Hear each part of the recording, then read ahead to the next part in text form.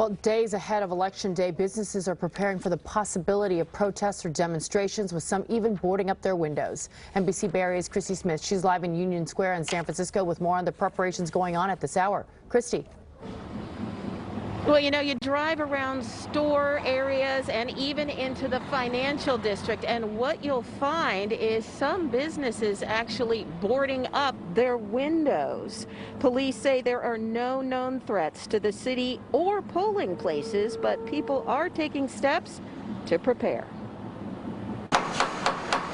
I noticed all the boards going up once again, and I said, oh boy, here we go again. In San Francisco near Market Street, the sound of hammers and boards going up on the windows of businesses and storefronts. And I attribute it to the election coming up and the results.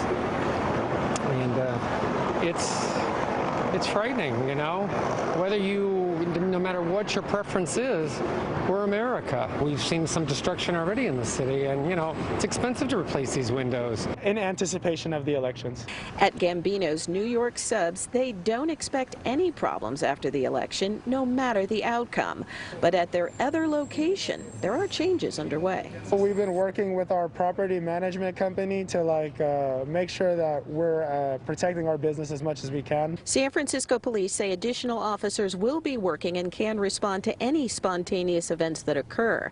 They've canceled discretionary days off for officers, and while they say there are no known threats, they're in contact with state and federal partners. We've been monitoring from all our information sites that we're receiving from, and we don't have any information coming in to show that there's any new violence or activities. Sid Patel is FBI San Francisco Assistant Special Agent in charge.